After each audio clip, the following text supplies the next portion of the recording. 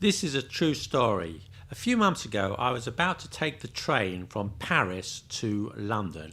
And if you don't know, I'm British, but I live in Paris. And from time to time, I go back to London. I was at Gare du Nord in Paris, and I was making my way through passport control in order to board the Eurostar to London. I was in the queue for British passport holders. EU and other passport holders are in another queue. Anyway, in my queue, there was an American guy looking a bit lost and confused. One of the Eurostar staff said to him, "Do you have a UK passport?" To which he replied, "What?" So she asked again, "Do you have a UK passport?" To which he replied again, "What?" People were getting a bit frustrated and agitated as he was holding up the queue and they wanted to get through immigration and onto the train. She asked a third time, "Do you have a UK passport?" Then he screamed out, "What's the UK? What's the UK? I don't understand what that means." I was standing nearby, so I leaned over and told him that she was asking if he had a British passport, which he understood. Now, we can all laugh at Americans not knowing much about countries abroad, although it was a bit surprising that he didn't know the name of the country that he was travelling to. But in his defence, you could argue that it is quite confusing that there are so many names for Britain, apart from Britain. And if you're travelling to London from France, you may say that you're going to the UK, or you're going to England, or you're going to the United Kingdom, or Britain, or Great Britain, or Blighty, and there are other names too. And yes, why is it called Great Britain, not quite Good Britain? Today on LetThemTalkTV, we're going to look at all the names of Britain and their histories.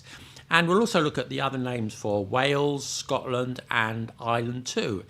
And answer the question, what has it all got to do with Britney Spears? That's coming up.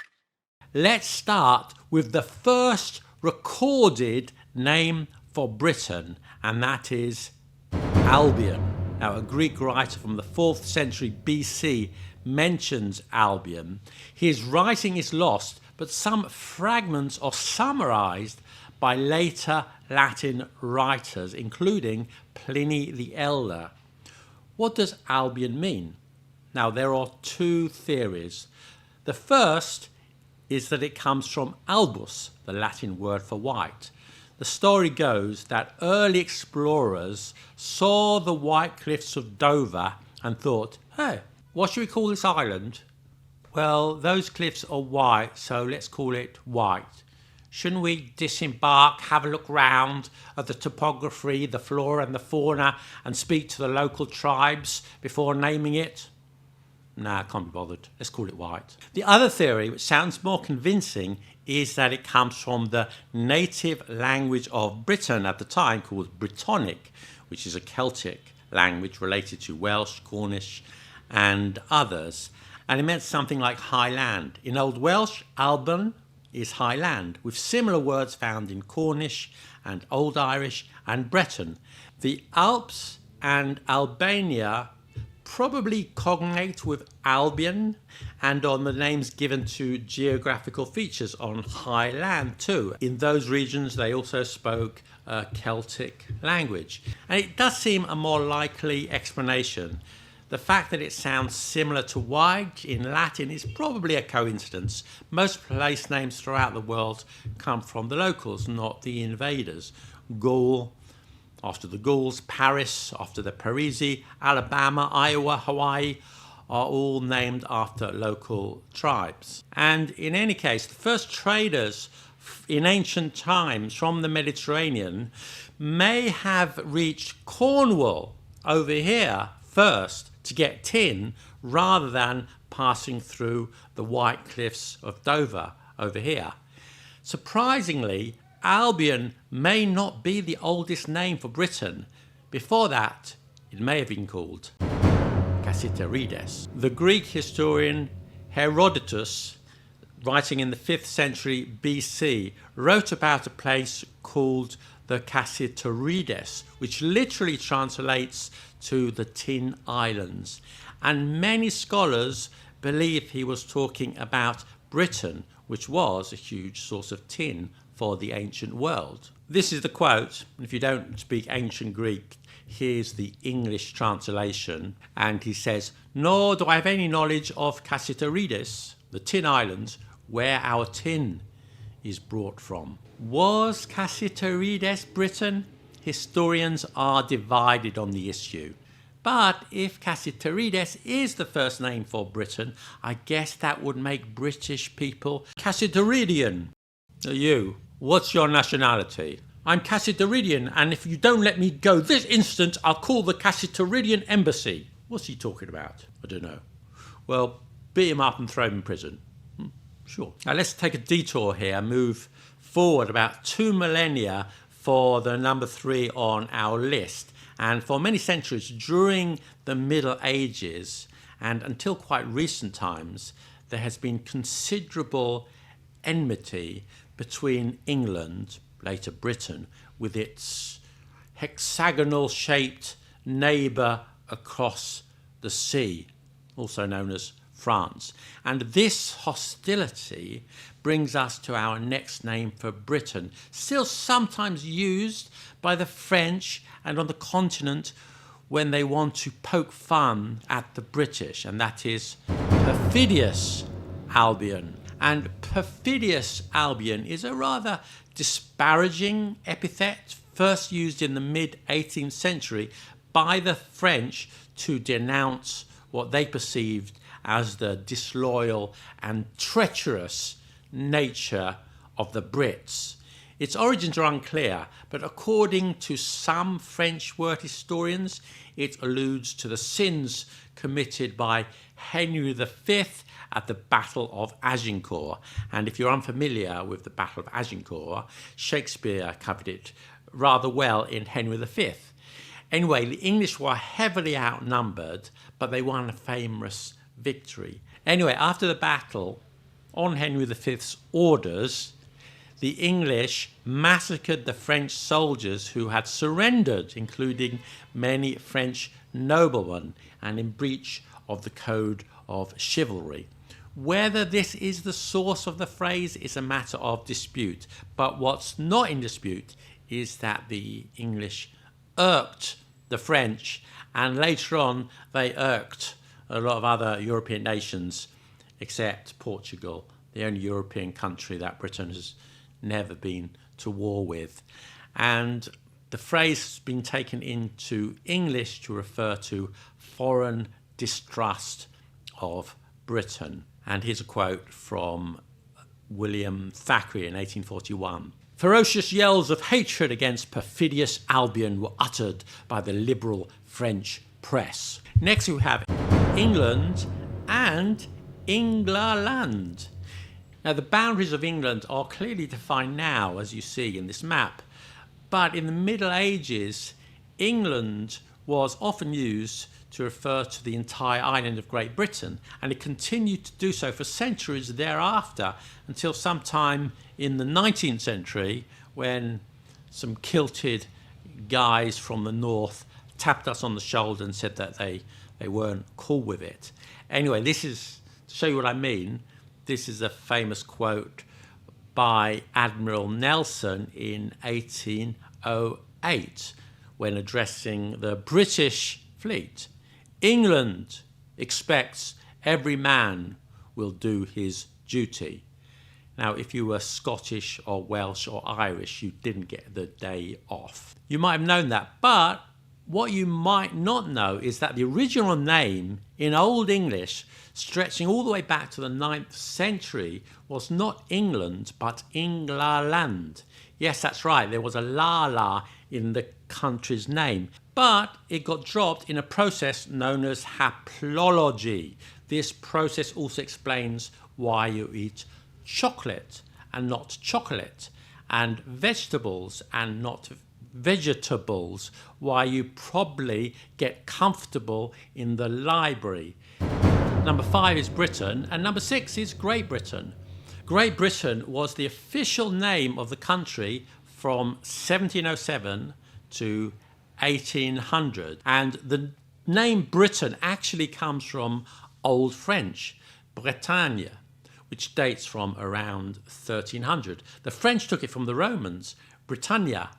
More about that in a moment. And the Romans took it from the Brittonic word Prytani. Anyway, Prytani meant the painted ones, or perhaps the tattooed ones, because the Brits were famous for their body tattoos. Well, so nothing has changed there then. By the way, some of you may be familiar with the 1990s pop sensation Britney Spears. Yes, Brittany is also derived from Britain, which is derived from Prytani. So her name literally means tattooed javelin thrower. Thank you to Mark Forsyth for that linguistic gem from his book, The Etymological, one of the sources of this video. I'll put a link in the description. So why is Britain called Great Britain and not Amazing Britain, Quite Good Britain, or Mustn't Grumble Britain?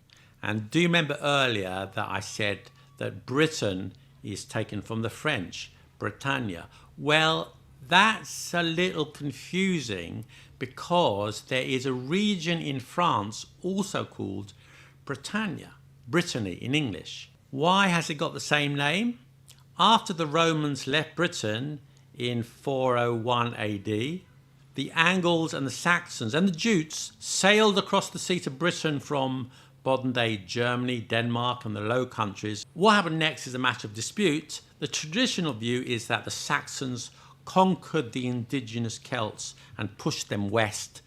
And recent DNA evidence suggests that there was a greater degree of assimilation with the Celts that had earlier been thought. And I discussed that more in this video about the Celts. But what is true is that many of the Britons from Devon, Cornwall, Somerset decided that they'd had enough, whether it was a result of persecution or for economic reasons or a combination of both. The result was that many Britons moved across the sea to this peninsula in northern France, and they took their language with them, and to cut a long story short, that region became known as Britannia, Brittany. And you can't have two regions in the world with the same name, can you? Well, except for Georgia, maybe, and Galicia. Anyway, to avoid the confusion, Britain got renamed as Great Britain, great meaning big, not awesome. By the way, those Anglo-Saxons that invaded or immigrated, depending on who you ask, that's how we got England or Englaland from. It's from the tribe, the Angles. And side note here, Wales means foreigner. The Welsh don't call their country Wales, they call it Cymru.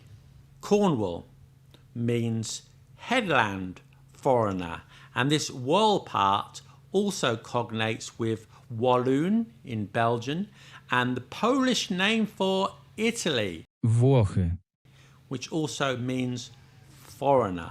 And the old German name for Italy is Welschland. Okay, so we've talked about Wales, but perhaps it's a good moment to talk about Scotland and Ireland. So Scotland comes from the Scotty tribe, who weren't Scottish at all, but Irish raiders, and that's what the Romans called them. And it's been the name of that northern region since the 11th century. You might also hear Scotland being referred to as Caledonia, which is the Latin version of the Brittonic Caledon, which literally means forested region of the north, and was once applied to the north of Scotland, but is now used as an adjective for all of Scotland. So something Caledonian is Scottish, such as Glasgow Caledonia University, and also reminds me of one of the best ever names for a football team, Inverness Caledonian Thistle FC. Unfortunately, long names don't win games. If it did, they would win the Champions League every time, I guess. And then you have Alba, which in Scottish Gaelic is the name for Scotland, and it's derived from Albion, but the meaning narrowed to just Scotland. And what about Ireland? Ireland comes from the Celtic Weriu, meaning fertile land. And once again, there's an alternative name for Ireland, and that's Hibernia. And this is the Latin name for Ireland, and it literally means the land of winter. So Hibernia is a suitable place to hibernate. The two words come from the same root. Back to Britain, next we have Britannia. So to recap, Britain comes from French, Brttiania, and that comes from Latin, Britannia, which was the Roman name for Britain. This is Pliny the Elder. Opposite to this coast is the island called Brttiania, so celebrated in the records of Greece and of our own country. These days, Britannia refers to the personification of Britain, a woman with a shield and a helmet and carrying a very big fork. You see it on the money, you see it at the courts of law, you hear it in the song Rule Britannia. Here's Charles Dickens in David Copperfield, 1850, and he's complaining of British red tape. Red tape, if you don't know, means unnecessary bureaucracy. Britannia, that unfortunate female, is always before me, like a trussed fowl, skewered through and through with office pens and bound hand and foot with red tape. From Dickens to Shakespeare, and the next name for Britain is the Sceptred Isle. And this is a patriotic way to describe Britain that's been used by writers, politicians, the media, and individuals for centuries. It comes from a eulogy of England in Shakespeare's Richard II, and it's spoken by John of Gaunt. This royal throne of kings, this sceptred isle, this earth of majesty, this seat of Mars, this other Eden, demi-paradise, this fortress built by nature for herself against infection and the hand of war, this happy breed of men, this little world, this precious stone set in a silver sea, which serves it in the office of a wall or as a moat defensive to a house against the envy of less happier lands. Next we have the United Kingdom and the UK. The United Kingdom is the official name of the country. You'll find it on the maps, international organisations and the passport. Although technically it's not quite the official name, because on the British passport you'll see it's actually called the United Kingdom of Great Britain and Northern Ireland. That is, it comprises Great Britain, England, Wales and Scotland and Northern Ireland. That part of Ireland being Britain hung on to after Irish independence in 1922. Anyway, the long version's a bit of a mouthful, so it's shortened to the United Kingdom. That's still too many syllables, so most of the time you'll just say the UK. And if you're from the UK, you're British or a Briton or a Brit, not a United Kingdomian. I think this is where the confusion lies, that the adjective is completely different from the noun. I think for almost every country they're the same. So Italy, Italian, Spain, Spanish, Brazil, Brazilian, Canada, Canadian, UK, British. So the UK has an embassy in Washington, it's the British Embassy. And this is further complicated by the fact that if you ask an individual, they are very likely to say the country within the country they're from. So I'm English, he's Welsh, she's Scots, and with all this, it's not surprising to see why our American from the beginning of the video got confused. The term United Kingdom dates back to the Act of Union of 1800. So when you take the Eurostar from Paris to London, you're going to England, you're going to Britain, you're going to Great Britain, you're going to the UK, you're going to the United Kingdom. And last but not least, you're going to Blighty. British expats often speak about Blighty to refer to Britain when they're abroad. For example, I'm going back to Blighty this weekend. Oh great, could you get me some Marmite sandwiches and a pint of warm beer? Oh yes, of course I'll be. The word actually comes from the days of the British Raj in India, and it's a corruption of the Urdu word Bilayati, meaning European. However, it was popularized during the First World War when British soldiers talked nostalgically about life back home. So you might be unfortunate or fortunate enough to get a Blighty wound, which was an injury that didn't kill you, but it got you repatriated to Blighty. You might also hear the British Isles. Now, this is a geographical term. It's the archipelago of islands in the North Atlantic Ocean. Some people mistakenly think it's a political term, trying to imply that Britain possesses Ireland and all the territories in the North Atlantic. It isn't. It's just a geographical term used on maps, including Google Maps, and it's in Wikipedia too. And if you're British, what do you call yourself? British, English, Welsh, Scottish, Northern Irish, or Cassiteridian? Let us know in the comments. And if you're interested in the history of the English language, then do sign up to my newsletter, The Rambler. It's free, link in the description. That's all for now. See you soon. Bye.